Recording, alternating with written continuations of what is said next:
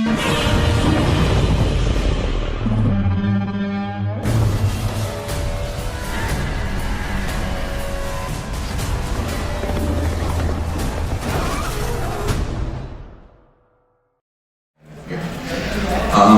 morning and welcome to our discussion of the 50th anniversary of Godzilla vs. the Sea Monster. I am Martin Arlt. I'll be kind of running the panel, or at least trying to keep us on track. I am, for those who don't know, I'm the publisher and editor of Mad Scientist magazine, available at the GFest table. And my colleagues are... Debus is in the law for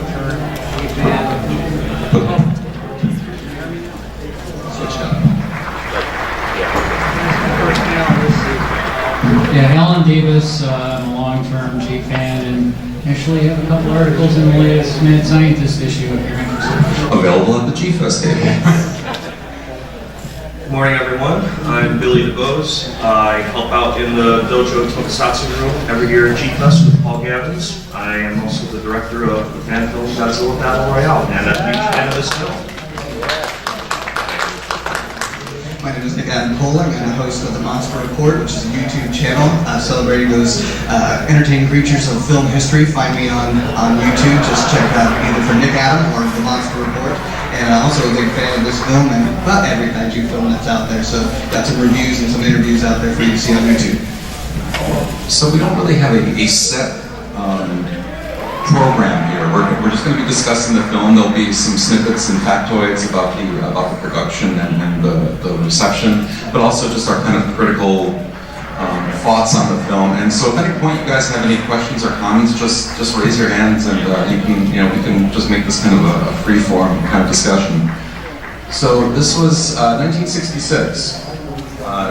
So 50 years ago, we saw the release of Godzilla vs. the Sea Monster in Japan. This was the start of kind of the golden age of kaiju in Japan. This was the start on television. We had Ultra Q and Ultraman, which really started to kind of kickstart this whole kaiju craze. At which point, pretty much all the major studios in Japan had made an attempt to release at least one, or if not more, kaiju features. So in 1965, we had Daiei releasing Gamera, which turned into a series with 1966, got Gamera vs. Baragon, the Daimajin series, and pretty soon we had other films like BX from Outer Space.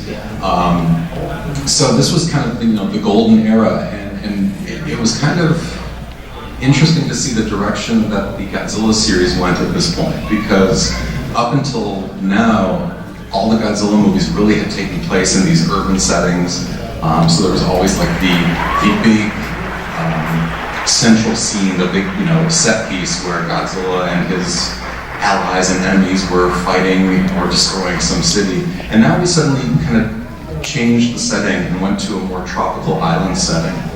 And it's often been reported or misreported that the reason for this was to reduce costs, reduce the budgets for the films, to make it easier to make the film, because you didn't have to make these incredibly detailed city sets. Instead, you have to make these incredibly detailed island sets. And I'm not sure if we were supposed to just lose the lights, but we're lit, so that's the important thing.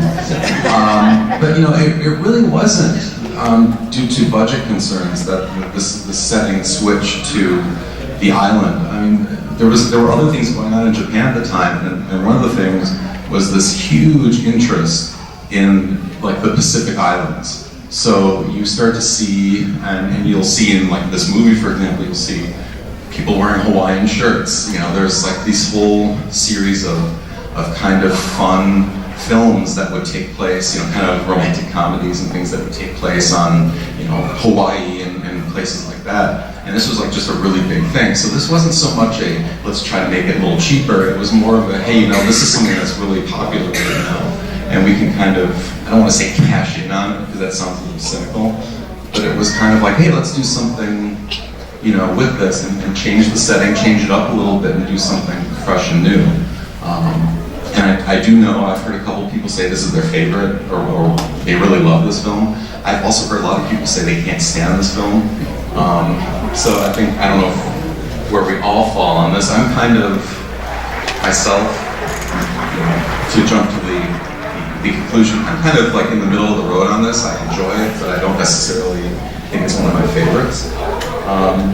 So I just thought, we got a little bit of background of where they were coming from, and just thought we could just kind of go through and give some thoughts. I don't want to sound like I'm a bad guy, but I'm the best ambivalent about it. I would say I have sort of a love-hate relationship with it. The love side, because it was the first Godzilla film I'd seen on TV that wasn't either Gigantus or Godzilla King of the Monsters. And it showed up on TV during my freshman high school year on Christmas break, and they had a marathon going all day long.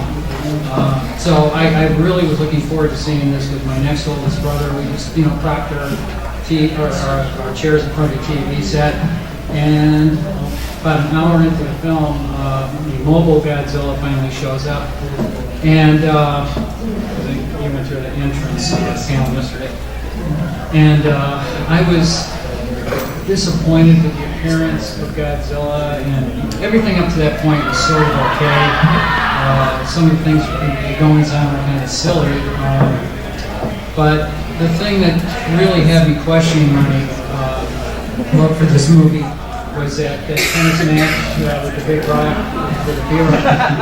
And I'm 14 years old, and I don't know if I can. You're too mature for this stuff, Yeah. right? We've all been there at some And I point. wanted to really like this movie, and the second, third time it showed, I kept thinking, man, I hope it's better, but so let someone else go on.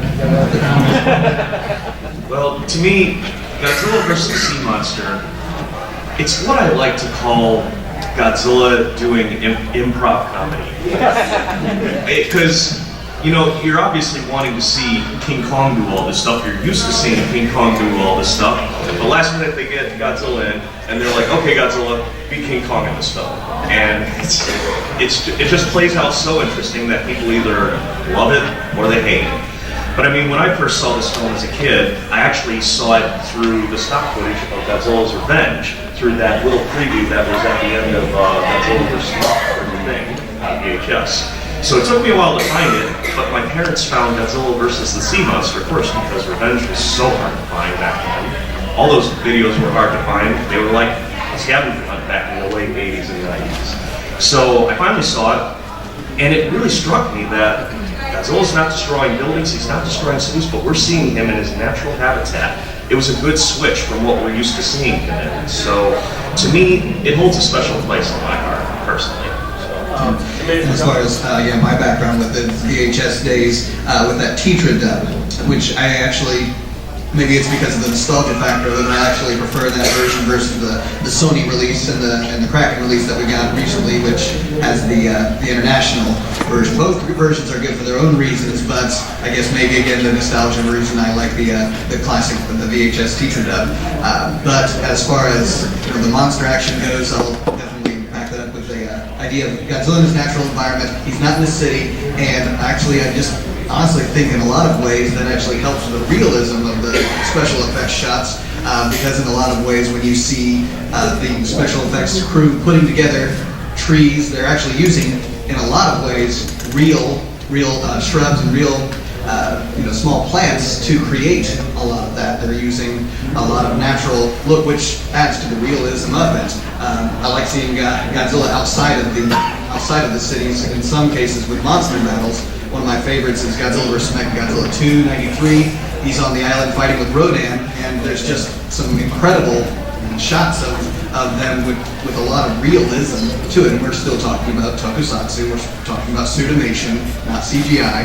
And so what they had to work with really lended to the benefit of this film. But as far as counting down how many minutes of monster action there is a long time without Godzilla, a long time without Mothra. But I think we'll go into some of the things that I was looking into. There's a lot of firsts and lasts with this film. A lot of people's last show a series appearances and a lot of first appearances of some of the special effects crew, but maybe we'll get into that a little bit. So one point that was actually already kind of alluded to, which I'm sure many of you are aware of, but maybe not everybody. This did not start out as a Godzilla picture. This was originally going to be a King Kong picture, which is why, one reason why Godzilla doesn't always act like Godzilla in this movie. Most notably, the way he kind of dotes on Kumi's character, in a very King Kong-like manner, right? He's kind of sitting there watching her and just kind of protecting her, and as far as continuity goes, in the Toho series, in King Kong versus Godzilla, King Kong gains strength from electricity or lightning, whereas Godzilla has always had electricity used against him. But in this movie, again, since it was originally Kong, they revive him with the lightning rod and the wire to bring him back to life with lightning. So this is, there's all these, it's like, yeah, they put Godzilla into it, but they didn't seem to do a whole lot to change the movie to make it more Godzilla-like.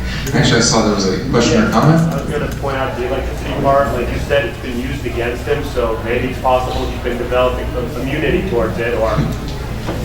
I always love this because this always happens when we have these panels. There's a great explanation that we can come up with for like every decision they make, and including some this weekend that I heard at the first appearances panel where I had never even considered some of them, and I'm going to store it away for my own I like that scene though, where they rigged up the lightning rod on the sword and then revived it. It was kind of an homage to the old Frankenstein movies of the 30s. So before we get into before we get into like some of the first and last, the talk about the lightning rod just brings up one thing that it struck me when this film was shown at the Pickwick a few years back at GFest, and so how many people here have played the old style kind of adventure games on computers where you have to like collect stuff and then find the places where you have to use those things? Maybe even the old text-based ones where you actually have to type in commands. Kumi Mizuno, and her character in this movie, is the player character in those adventure movies. Because if you watch the movie, in the adventure games, if you watch this movie, throughout the whole movie, she's just picking up stuff that later on becomes really useful. Yeah. And so I'm picturing her, like I'm picturing a gamer playing this going, you see you see wire. Or like in some of the adventure games, you see a hairpin. Oh, I wonder if I can pick a lock somewhere. So you in the future of this game, pick up wire, and then later on it's like you see the player going, use wire. Nothing happens. Use pigeon. The pigeon flies away and distracts the guards. And I can never get that out of my head, especially with the pigeon, because where did she get a pigeon from? And when was she keeping it? I do believe that this is one thing that Godzilla vs. Sea Monster got right, and they toyed around with making a woman character very prominent and independent. And I don't believe it was in any other Toho films, I could be mistaken, any come to mind, but that's the first Toho film I've seen where they really go into that route. Well, it depends, because Toho actually has had a long kind of history with their films of having kind of these strong female characters. You had Princess Salno / the Martian in Ghidorah the Three-Headed Monster. You've had other characters who are like Takarada's photographer sidekick, whose name escapes me in Godzilla vs. the Thing, who was very instrumental in getting the twin fairies to help get Mothra to help them fight Godzilla. So I think this is probably that next step in that evolution, because she is very independent and very strong and kind of almost in many ways the leader of the group. And she also has the biggest stake, right? Because all her friends and family are the ones that I guess what I'm trying to say is like a very physically prominent character, because she can really fight for herself. Yes. So did you want to talk about First and last? Sure. Oh. Yeah, well, I guess a couple of the ones that I'm just kind of looking up as far as first and last, when we get some questions. First for Jun Fuketa, which is the director of this film, and he directed Son of Godzilla, Godzilla vs. Gigan, what else? versus Mechagodzilla. So, this is the first Megalon, yeah. So he directorial debut, but he was an assistant director, I believe, on Rodan. Rodan, yeah. And so he worked with Honda. This is the last Showa series film featuring Takarada, because he didn't make an appearance until Godzilla vs. Mothra '92.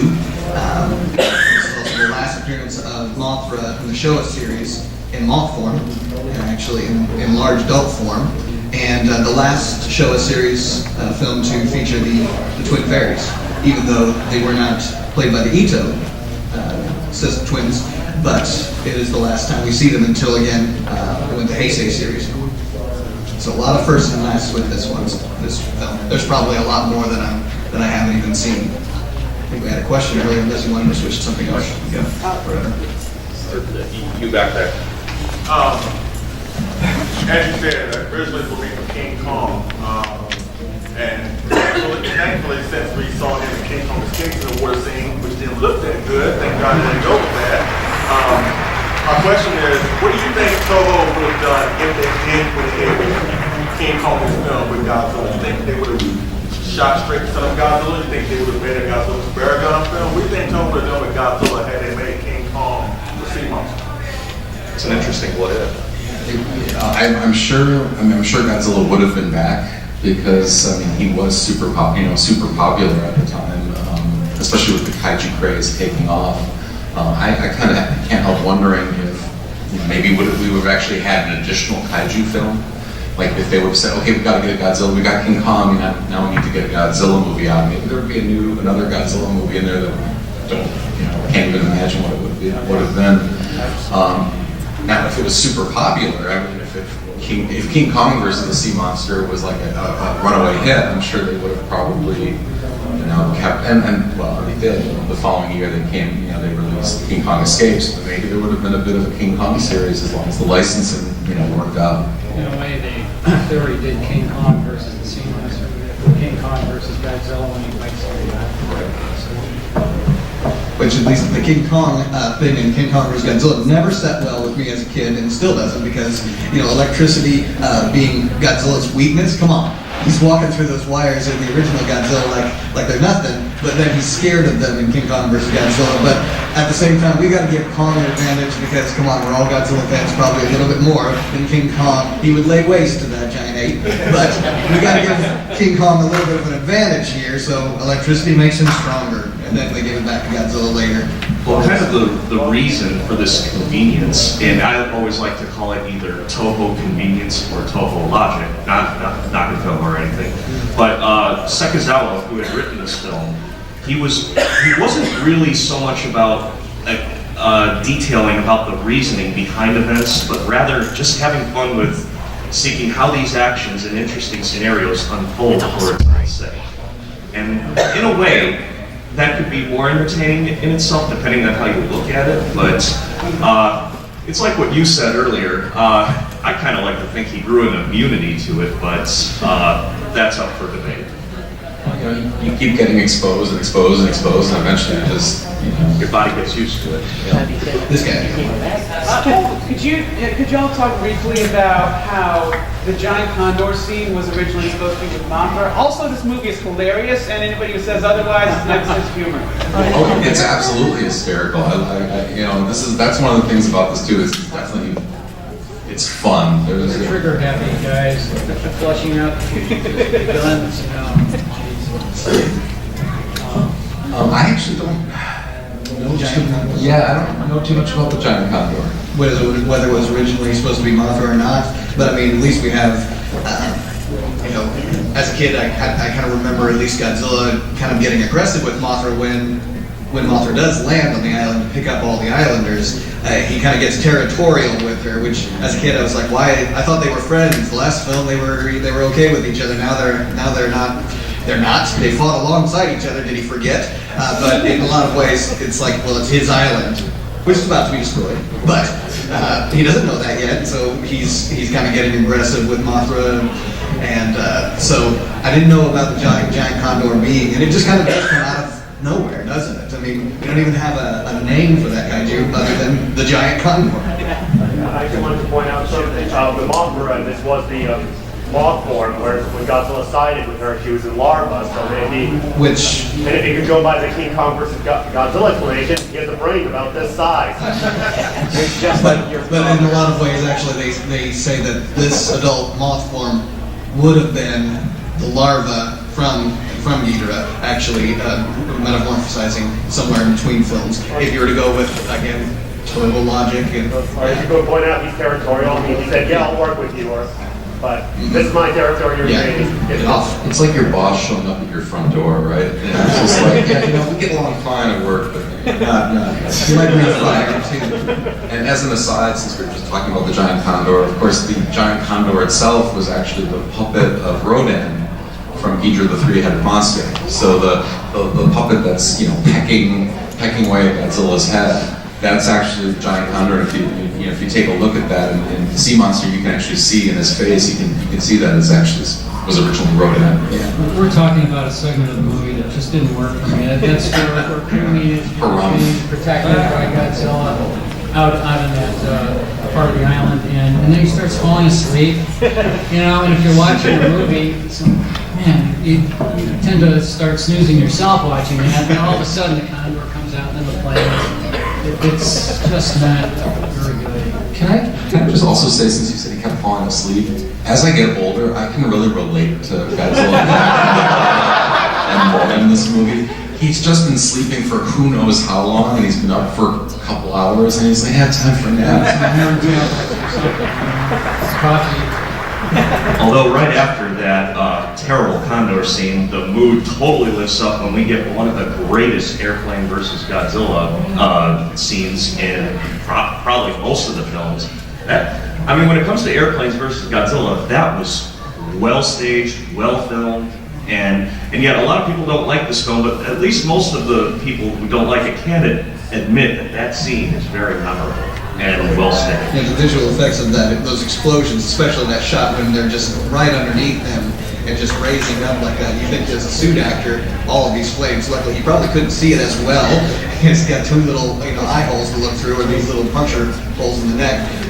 You might actually back off from that, but he's just plowing right into it. It's like, come on, bring it on. Oh yeah, Nakajima was certainly having a ball. Yeah, I'm sure. We've, in the past, we've asked, he's been asked, when you made these films, was it fun? And he's always immediately like, no. It seemed like he was having Yeah. a ball. This is the first actually underwater Godzilla, as I remember actually too. This is the first where you actually see him fighting underwater. Okay.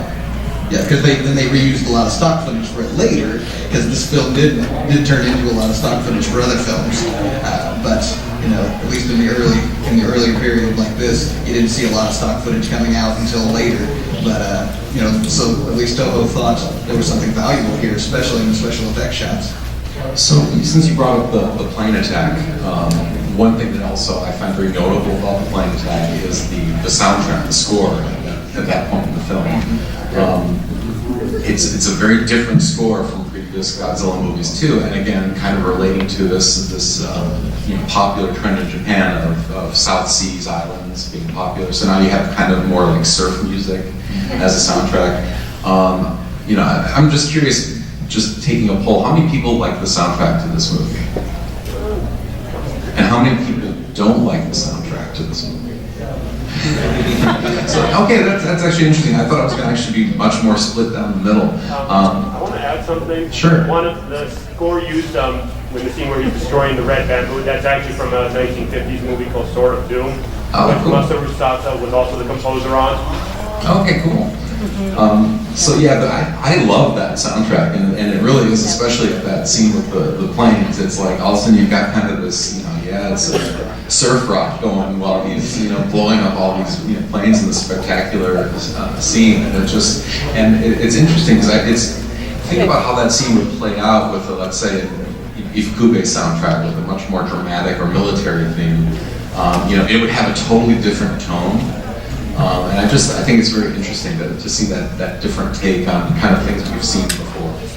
Yeah, the score was definitely a product of its time, and it just reminds me of Beach Boys, but also, along with the score, Jun Fukuda, I was researching this, and it seems like he he liked to use a lot of James Bond influence towards his films, and it's certainly noticeable here.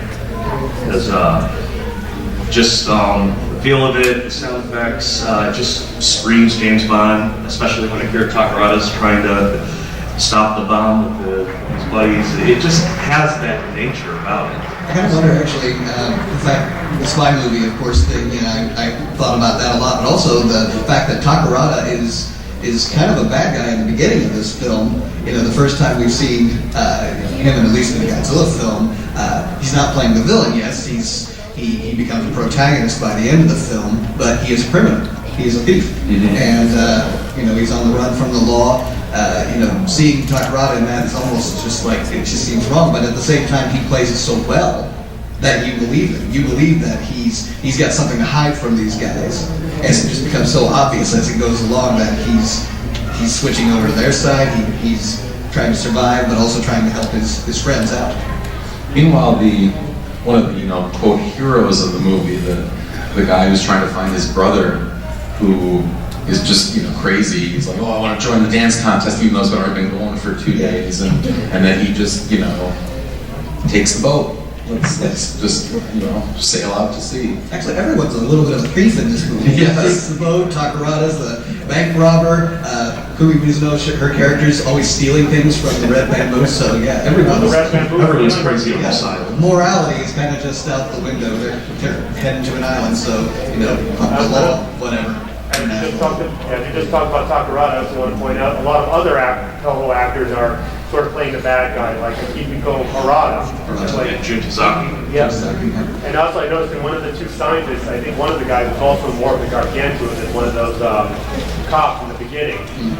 You're not supposed to recognize his face. And the scientist who then activates the Dubose at the end. And Rata, of course, is also wearing an eye patch like from the original Godzilla.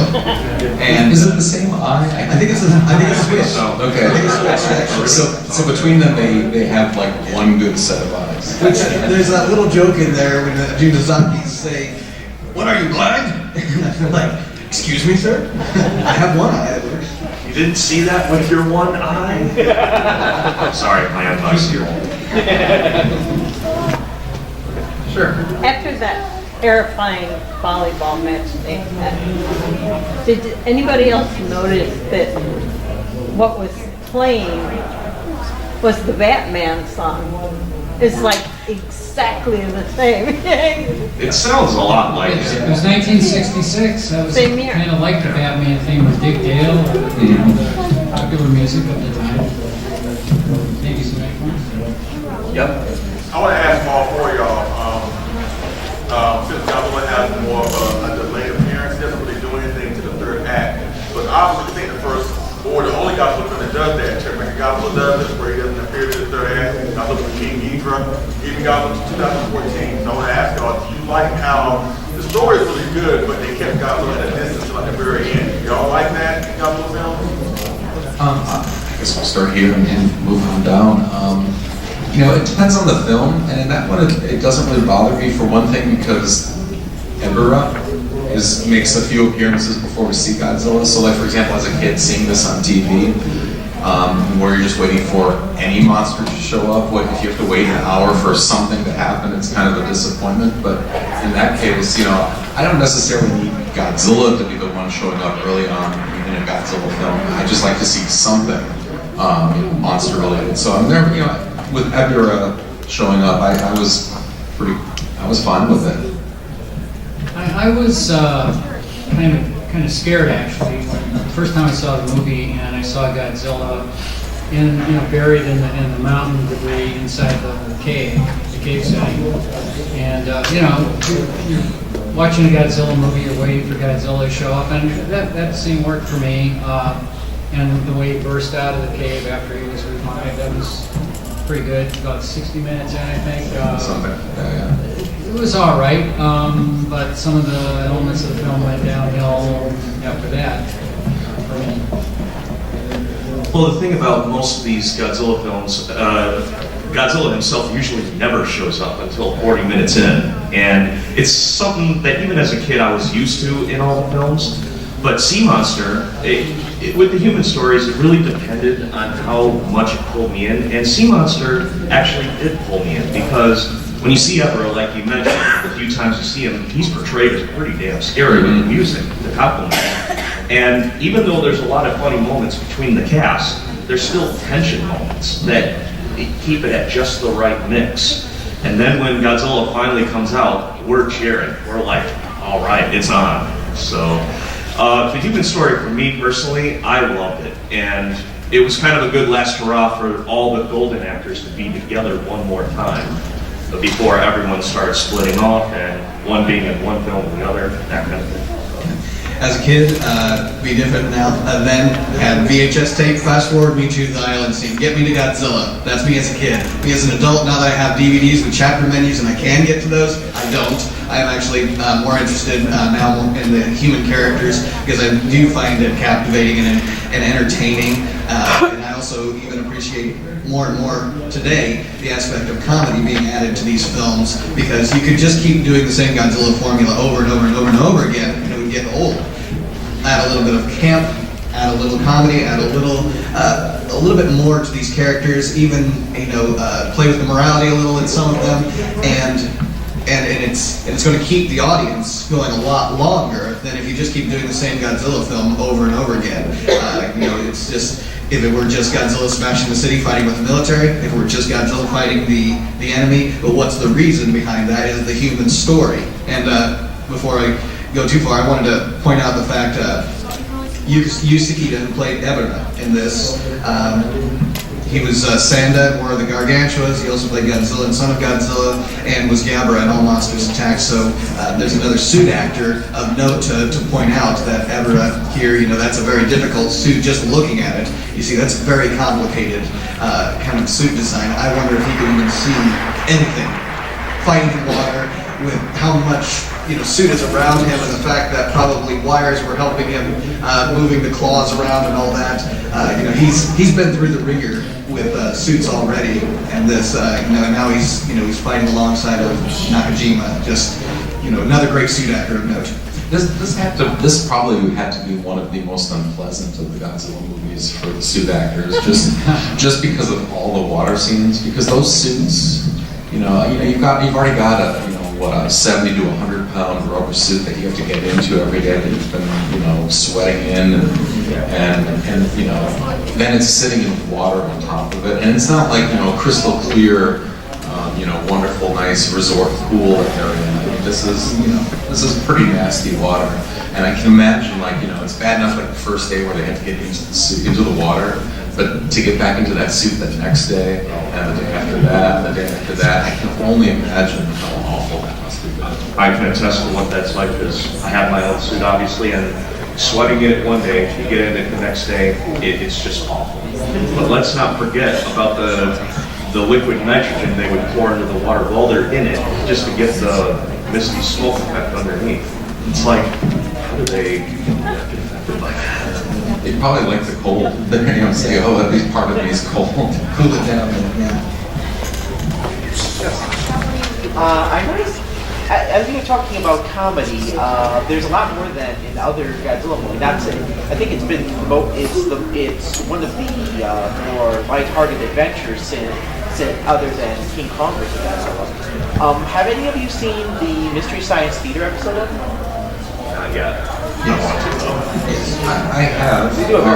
I don't want to get into is Mystery Science Theater good or bad discussion because we only have like 20 minutes left.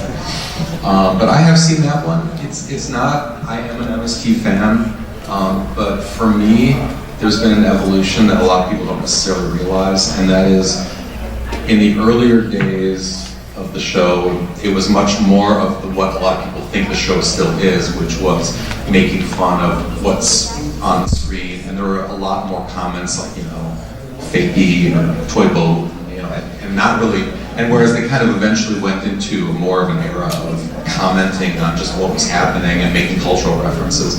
And this was kind of in that earlier stage where they were still kind of working out the format, and so I don't find that to be actually one of the funnier ones. And like in contrast, I love the camera episodes, but Sea Monster, the MST, I don't really, I'm not offended by it, because you know what, I can always pop in my Blu-ray of Godzilla vs. Sea Monster and see the original untouched, and I'm cool with that. And so now that I've said that, I mean, if anyone else has a comment about, have you seen it? I do find it interesting, at least at that time they thought it was understood that that film was in the public domain, which it never was. And the other Godzilla films weren't either, Megalon, I believe, is the only other one that they riffed on, but, you know, how many of the VHS tapes came out during that time that probably also thought, well, this is in the public domain, my company can put it out, your company can put it out, and we can start selling copy after copy because it's PD, but it's not. It never was. And then Mystery Science Theater, of course, had that time where they put out the DVDs of that, and then they told you to burn them or throw them away or something, you know, kind of tongue-in-cheek. But yeah, this film was never belonged public domain, and you know, I still find it interesting, you know, the comedy aspect of it. Some people might say that's the downfall of Godzilla. If anything, it helped the longevity of Godzilla. Again, the formula, it's got to change. In a time of prosperity in Japan, a lot of times film can go to a more camp comedy versus being very deadpan serious. You can do that, but how many times are you going to rewatch a lot of the just overall seriousness, and you know, and that also puts you in that kind of emotion. Sometimes I want to watch something to be entertained and laugh at and enjoy, and put it in again in a couple of weeks and rewatch it. If I could elaborate on what you just said there, I understand why Japan and why a lot of other fans would prefer a more dark and realistic like Godzilla as opposed to the campy and cheesy one. But one thing I see about what the contributions that the campy and cheesy, or whatever you want to call it, hero Godzilla is, I think it was very instrumental to making Godzilla what he is today, just as much as the campy Batman and Robin made what Batman is today. Godzilla is basically anything you want him to be in that regard. I think certainly the fun, let's call it campy, you know, Godzilla, the later, you know, films, I think it contributed a lot to its long-term, you know, popularity. If all the movie, you know, if you just had the original film, which is a brilliant film and truly one of the best films that Japan has made, but it's also very dark and it's not really a lot of fun. And as you know, for example, as a kid, it would have been a movie I would have enjoyed, but I don't see that if, you know, there had been a lot of sequels. I don't know that I'd be at a Godzilla convention, because there's a lot of other monster movies from that era that I really enjoy that I don't necessarily revisit, you know, week after week or year after year. So I think that kind of mood switch was very important to the series. But since we're talking about comedy, what do you guys think of the comic relief character in this film? No, start on your end first. Okay. The comic relief character, I don't even remember the name of that character, but I will say this, at least in the teacher dub, the original dub, the voice actor at least wasn't as annoying as the international version, the one we got on the DVDs. That voice just pierces right through my brain and my soul, and I just am saying, stop talking, please. You're not funny. Your voice is, I don't even know if it's trying to do a Jerry Lewis almost kind of a rip-off or what, but it's not working for me. I thought that at least the teacher done, it just worked a lot better with the other characters, his chemistry with the other characters. Aw, don't make jokes! I'm sorry. But if I have one thing to say about the comic aspect, it's this. I'm sorry, I thought it was a toy. I started playing with it. That's all I have to say. I love that dub. I really don't have any comment on it. The most recent versions of the movie I've seen are the Japanese version with the subtitles. You know, I haven't seen the Americanized version since '68. So, yeah, that character just, like many comic relief characters in vintage monster movies, never was funny. Not really. yeah, okay, so at least we're kind of all on the same, more or less on the same page on that. Good, and there's no problem with lighting. So. He's got a question. Yeah. Talking about the comedy and the longevity of Godzilla in general, I know this movie here is probably Godzilla vs. Gigan. It gets more play in my house than any of the others because younger kids love it, love to watch Godzilla fight, and it doesn't have the dark and serious overtone. It just drags you down into the movie and watch it again for a while. The score really helps with that too. It's an upbeat, perky, bubbly score that just you have fun with.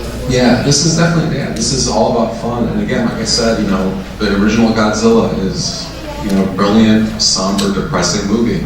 And I love watching it every so often, but it's not a movie, I guess that's probably one of the last of the Godzilla films that I, pull out in terms of frequency of viewing, just because it is so dark and serious, and sometimes I just want to have, have a good time. Yeah. Can you please talk about the Godzilla suit? Like, in the scene where, he looks mean and menacing when the airplanes attack him, but in the next scene when he attacks the Grand Bamboo Base, he looks high. So, can you explain what happened to what damage taken his toll with the suit?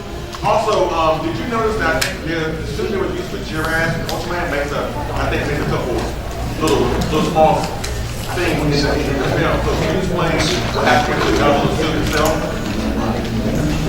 That was the water suit they used on the Red Bamboo construction scene, wasn't that?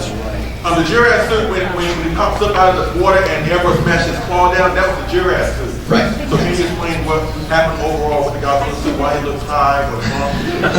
Well, I believe that the Red Bamboo destruction scene, correct me if I'm wrong, I believe that was the water suit they were using for the water battles, as opposed to the 65 suit we're familiar with from Invasion of Astro Monster. Well, I don't think that was necessarily, I don't think it was a water suit. I think it was made new for this film, and then became, probably because of all the wear and tear of this movie, that became the water suit. So you see it in a lot of the later films. Why does he look like that? I mean, that's just, that's the way they made him. And he just kind of had that kind of slack jaw kind of. It was a letdown. And it wasn't a letdown. Okay, it was a letdown, but more than Son of Godzilla?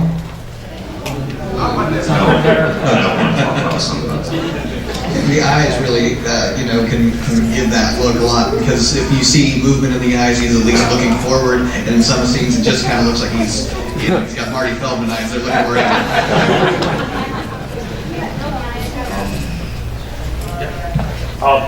Real quick, personally, I think this film has some of the best suitmation of all the Godzilla films. I agree with that. In my opinion, I think the way Godzilla, I don't know if it's just the way it's edited, but the way the way he looks, moves, is so fluent, perfect. Particularly at the end, when he jumps off the island of the water. There's not a flaw in that shot. Like the tail moves perfectly, then like, just like perfect swish. His arms come down, his legs come down. I think he's got the best suit, some of the best suitmation of all the Godzilla films. One of the biggest complaints I hear about the suit design is everyone thinks it looks like the Cookie Monster. And yes, in those scenes with Red Bamboo, I can almost agree with that, but they're also saying it about the 65 suit. And it's like, well, if you're going to say that about the way he looks in the beginning, you have to say that about Invasion of Astro Monster, and I don't hear that complaint in there. But I will agree with you. Nakajima had a lot of great movement in that suit. It allowed for great fight choreography. Where it may have lacked in looks, it certainly made up for with movement. Yeah, and the scene where he jumps off the cliff into the ocean at the end. I mean, how many times did they actually reuse that? Because that was obviously in Megalon. Yeah, it's used so often. Yeah, and it's interesting how he always kind of, his legs go upwards and his arms kind of come down. I don't know if that's what he's trying to do as far as this is the way Godzilla would move if he really existed, or if this is the way it works being a suit actor. Right. So I don't drown when I land in that water. I think that's probably a lot more, but that shot gets used a lot. And it's interesting because with that shot and stock footage being recycled in all these films, I don't know about you guys, but when I see some of these films and you start to see the same footage being recycled, you're kind of like, okay, there's this shot, there's this shot. With that shot, every time it shows up, whenever that shot shows up, I'm like, cool. I like this shot. It also makes me think of the Honey Nut Cheerios commercial from the 80s. He's going home, and they use a shot. Toho wanted to bring Ibra back for Destroy All Monsters. Can you talk a little bit about that? Ibra was one of the monsters that was. He was in the script, I think. Yeah, he was. One of the monsters considered to be brought back for Destroy All Monsters, along with at least one of the gargantuas. And I think one of the Magma too was in the script. Yeah. Yeah. So as far as why he wasn't brought back, I'm sure part of it was just. They had X number of monsters and they can only, operate and control so many. I do kind of, again, wonder, how did the suit kind of look and smell, at the time? Because they were not going to make a brand new suit. They were already making several new suits for Destroy All Monsters. And I don't know, even, when his arms get ripped off in Sea Monster, maybe they couldn't repair it very well. I don't know. But in a lot of ways, you saw the Japanese film industry at that point cutting the budgets, and Destroy All Monsters had a big enough budget as it was. It was going to be the big send-off for Godzilla, and of course it didn't. But thank you to Toho for not retiring Godzilla after that point. But already the budget being overblown. How many suit actors do you have? How many engineers and wire operators? I imagine that at a certain point they were like, we got to cut down on some monsters. So sorry, we can't do all of these. But that is an interesting point. It would be interesting to see how many monsters we could have probably gotten in Destroy All Monsters had the budget been big enough. Given that Destroy All Monsters is probably my favorite Godzilla movie, I would love to see what they originally had planned with all these monsters, because it was already just like an overload for the senses growing up seeing this movie. If there were even more, I don't know if I could have taken it. Before we get to the question, if I could just interject one point and shamelessly plug the next hour's panel, but then got Shesky in here, is Shiro Honda to Kurosawa, basically, a lot of parallels. If you were to take Godzilla films, some of the comedy, some of the ones that, like this, might be, there's a lot more jokes in it than some of the other films. Really try to think of, if even a Kurosawa film, that a lot of them are very dark in nature, yes, and even the first Godzilla was obviously very dark in nature, but think of Seven Samurai, it just comes to mind seeing Toshiro Mifune trying to ride the horse, and then, try not to laugh at a scene like that. Even a Kurosawa film with its serious tone and serious subject matter still has the time for some humor, and given the fact that a film is a compilation of a lot of things, even your Toshiro Mifune character can make you laugh and make you cry, all within that same span of film there. In Japan, there's not a lot of difference when it really comes to this filmmaker versus that filmmaker, Honda versus Kurosawa, and we're going to hear a lot more about that in our next hour's panel, but we might consider something like this in America, well, that's a B movie, that's a second run movie, that's junk movie and whatever else. They don't really regard it that way in Japan. This is our character. This is Godzilla, and he belongs to us. Even though we've had King Kong a few times, that's the American character, and we can borrow him sometimes and put him up against our monsters. But Godzilla, he's Japan's monster. He's their icon. Going back to the storyline and comedy in the film, don't you think that's already understood? Because if you look at, for example, Disney and the films that are being made towards the children, well, Godzilla did start being serious, and then it became comedy and more fancy and stuff. But then you understood that they had the adult audience, they had those entertaining while filming these films, that they had to put a storyline and more adult humor comedy to keep them entertained just as much as kids want to see the giant monsters fight. This is kind of a parallel to the Disney films is a great comment, because the Gamera films, as they were the following year, 1967, that's when they started to become really kiddie fare, and they were made for kids, kind of period. The Godzilla movies, even though they're all pretty kid friendly, they at this point they weren't kid movies. They were family films. So yeah, there was something there. The kids were going to have a good time, but it wasn't going to be a movie that the parents were going to be sitting there rolling their eyes, going, "Oh, I can't believe." Well, maybe not our parents, but parents taking these kids to the theater weren't going to be just bored out of their skulls through this whole thing. And I think that kind of parallel to some of the Disney cartoons, which even though they're, ostensibly directed for children, they're still, made with adult audiences in mind. I actually just thought of the reason why they couldn't have Abira in the Straw Monsters, because that suit is designed to be used in the water, and there's very few shots taking place in the water in the Straw Monsters. Almost all of it is like near Mount Fuji, on Tokyo. Near Tokyo, you have the final battle. You have the final battle on Fuji. You have all the stopping around an island. If Ebera was there, it would probably be more like a cameo, like what they did with Gara and Barrett. Yeah, I mean, certainly Ebera would not, in the Straw Monsters, Ebera would not have been involved in the final battle at Mount Fuji. Yeah. Throw a rock, that's about it. Another volleyball game. Is Ebera a lobster or a shrimp? I can't find like a definitive source on He is a this. shrimp, as I understand it. Heavy beating shrimp. Steve Reifel says it's part lobster, part shrimp in this Japan's Hero Monster, so it's maybe a melding of the two. Incidentally, one very effective scene in the film is the big claw coming out of the ocean and plunging the little boats and plucking them. I'm glad you said that because I was going to pin you down and make sure you said something that you liked about this movie. Also, the acting is very good. Okay, Yeah, that's two. Those two things, very good. And the thought. I think we've got time for maybe one or two questions, and then we should probably wrap things up. Actually, I was wanted to bring up Laura on this. As I talked to someone earlier, it's just the red bamboo is coming to kidnap Mothra's people, and she's still asleep while it happens. Why not intervene and save them? Or why not come for them in the first place? So why is Mothra just sleeping through all the kidnapping of her people? It's kind of a theme in this movie, right? All the monsters are really starting off asleep. It really takes a while to revive her all. Yeah. She's old. She needs a little extra push. Or a theory I came up with, again, that maybe that liquid also affects her and puts her to sleep. Trying to keep Ebera at bay. Was there? Another theory is one theory. Yeah. Me again. Why did they let Mothra be in this when all he did is just fly over with a big black bird? He just flew over, and that was it. Why was Mothra in this movie at all? I think a big part of it. It was a big black bird.